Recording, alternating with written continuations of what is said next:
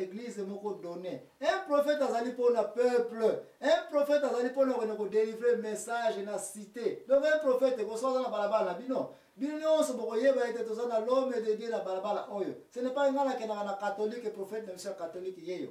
Ngala kena na kimbangu prophète na monsieur kimbangu yeyo. Ngala kena na mission prophète na monsieur mission yeyo. Ngala kena na moun. Non non non non non. Un prophète universel musala ko délivrer message de Dieu. Question to za na est-ce que ce qui biloko esali mongi na tanga bana Israël na lelo Jésus Christ asili ko ya. To saka na besoin batu oyo. Ba ko pesa ce message nini? Question oyo ya wote ko tenter ko résoudre awana banza tozo répondre ko tanto ko zonga to ko lobela ba rôle ya prophète. Pour ceux qui to zaka ko loba ko to zaka ko rôle ya prophète te certainement to bana ko zalaka na filer ba faux prophète pe.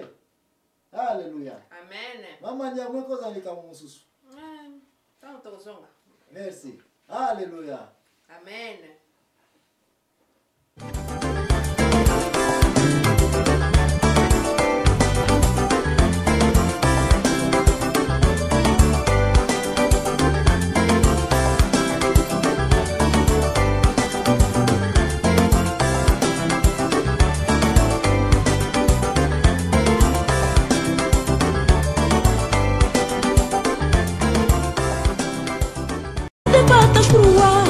Cuidado, povo de Deus, é uma armadilha de Satanás. Mulher de minissaia, é uma armadilha de Satanás. Mulher de barreguinha, é uma armadilha de Satanás. Mulher de cola, é uma armadilha de Satanás. Mulher de cola. Kwanza place uzali kolobela makamutali kaka ba prophète. Mama anye woibo biso place na moto uzali me place nitolingo kende sikoyo. Bon, tonto kende place ya koyeba role ya prophète zalini na société na biso. Bien, olingo ba role ya prophète zalini na société na biso. Yo koyiko yebisanga d'après yo soki mutu aza engagé na musala. Seki aza na devoir ya kosala. Aza pe na musala na yali kosala. Yango obéi ba role, ba responsabilité ba prophète, n'est-ce pas? Bon, maman alitika na soki ba responsabilité ba prophète ko. Eza na mingi te sino za na baba moko o ngana tangi na Bible na analyser pe na sali ba recherche ba role na mona weza bele mais nyonso na kupa kana sika moko role la prophète sera ezali kaka ya kozwa message ya Nzambe et puis ko délivrer na peuple esili na yango oza na problème pour namo role la prophète ezali ozwi message e uti pa nani e pa na Nzambe makanisi na yote invention na yo pété kaka nini ya Nzambe alobi na yo yo so ya okende ko misa na peuple zala sir ke tango ke ko pesa mo pa peuple mutu e ko yo za pe église bato ngo ba capturer message yango selon ndenge yo opeseli bango yango et puis o surveiller bango pe ke ya solo ba kumbi yango na ndenge Nzambe alingeli yango pe esili na ndenge Nzambe alingeli yango message yango ko za la malam peu importe ezala mabe peu importe ce qui importe est que comme mungongo ya Nzambe sa nini e yo kali na bato ngo ke prophète ezali ko pesa message neti na ndenge ni na comprendre peut-être même si on peut pesa message yote pa na Nzambe et puis oye okay o délivrer yango bato ba yoki yo et puis ba kebisa na likambo oyo Nzambe asali nini ayebisi bango. En général, le message Nzambe za kana malamu te, il faut pas t'attendre que Nzambe ne to meseli kaka mikolo que Nzambe toza koya poto brisker na ngoma kamote. Mais message Nzambe est commis. C'est ça seulement le rôle de prophète. Na vie na biso. Na ko yiko supporter yango na mukanda Esaïe 30 verset 9. Oyipo kotango na mukanda ya Nombre 12 16. Ko yako mona ete rôle ya prophète za ngoma moko. Ko kene ko tika message ya Nzambe. Parce que mutno se ta ko kanga message ya Nzambe. Il y a une différence entre message de la Bible otangeli yango batu na message euté pa nani et pa na Nzambe. Parce que bande ko supona ba oyo bazali ko continuer ko yeba te toza wapi toza okende wapi. Quand on parle de prophète na minute oyo makambo o eleka ki 600 ans avant koya ya nkolo Yesu. Na wana Bible ezalaka nanu kutu ata mukete. Mibeko kaka mutu ezalaka ya nani? Ya Moïse kaka. Donc mutu ayeba ki penza message de Dieu te sinon que kaka à travers ba prophète nzambe ko pesa la ba message. Confusion to comme on a mikolo mama ali pourquoi tous ba problème ba comprendre ba prophète oyo na pourquoi ba prophète ba toni ma balabala par erreur. C'est passé baza po bossa na été place Bible ezalité.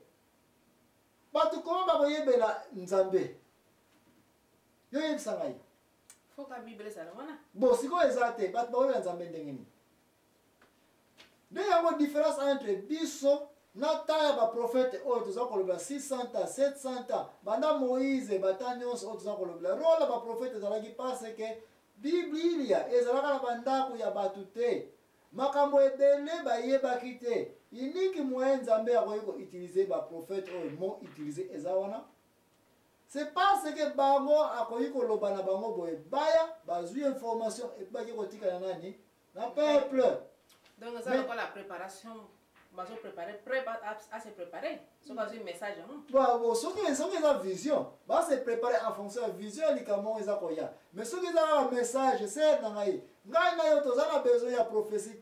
Ngai na tozana besoin prophète te Nicolo aya koyebisa so makambo ya nzambe parce que bana Genèse ti na Apocalypse c'est na il y a plein de prophéties oyo esalema toyo na kotala.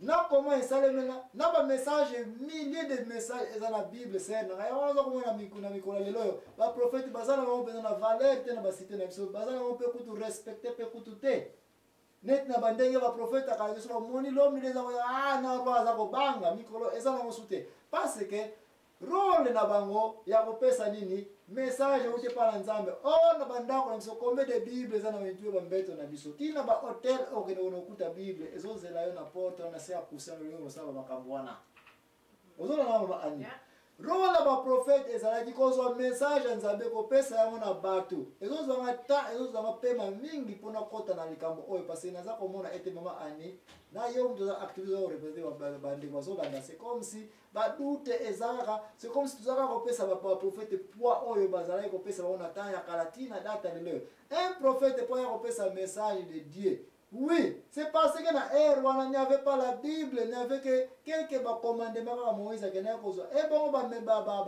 makabususu eza koya oya masueka mu oya nzambe ka ayebi me alingi yo mwana ya mutu oyeba yango. Makambo ba comportement ya batu ya mabe nzambe siko alingi ayebisa yango. Comment oyebisa yango? Outillage, Bible azali kosala c'était des prophètes. Mais na ta ngana yo mama ani toza objet to kena malako na nzambe to ne otala makamini Paulo asilikela kina ba Galatiens ekoti yope message nzambe yango wana kaka prophétie na yo yango wana kaka on moye ba koma église nsoza kotambola oza na besoin prophète songolo te aya na église ya ko prophétiser kende kana na mukanda Apocalypse kuna notala les 7 églises comment batambola kinini mabe. Mais maintenant, vous allez kolobela awa eza ko senga technique moko très compliqué pour nzamba pesa ba message na ye soko ye kotala biloko boye eza neti ya sorta mise moko eza koleka awa entre temps ya kala na temps na biso temps mikolo makambo ebele leka ba prophète basalaki eza na kama malamu mpona mise pour ne kotala comment basalaki yango mais biso za information trop riche. Nous n'avons pas besoin de prophètes. Mais nous avons la Bible. Nyonso eza na Bible. Nyonso eza na Bible. Na tala bango bazali na besoin ba prophète parce que bayeba kite comment koyamba message eza ko ute pa na nzambe to nzambe alingi nini. Biso message on nyonso tout sans exception. Tozana yango déjà. Ya ona ba rôle batezalaka na tana yango.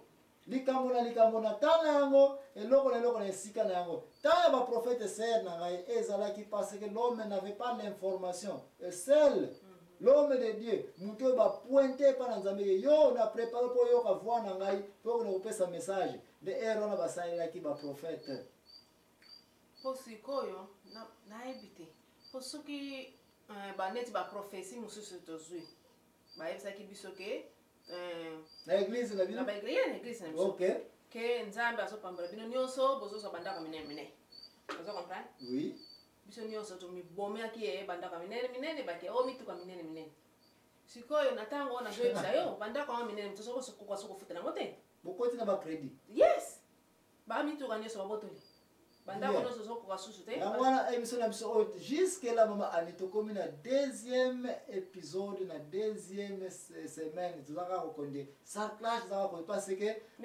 tous watana biso réseau tous watana biso c'est passé matin to programme to ba recherche to siliko sala na ba de kon internet merci mi wa ben biso watini so ba recherche na bango na ba résultat ñu so ko pesa comment toza awa ba passer le belé puis ba participer na émission parce que quand za impresseur na za représenter Mama Ani ezali solo moko ya matata pona ko déchiffrer secret eza ko lekana prophète ezape mate ya moko très sensible et ko toucher société na biso d'une façon na ba angle ba église belé et ko zala ki to provoquer ba mo ba kokanisa bongo mais biso zala poto provoquer ba tout to zala poto utiliser la vérité qui est mopanga Meli et pas sur la carte. Meli ce que les qui cause un rayon de contrôle te. Ce cause un rayon de balayage épais. Okozika okozoka ya mwana émission la vérité o inaza ko kumisa nzambe ndenga za ko sala biso toza ko sala sarclage toza ko lexambela même na église na biso.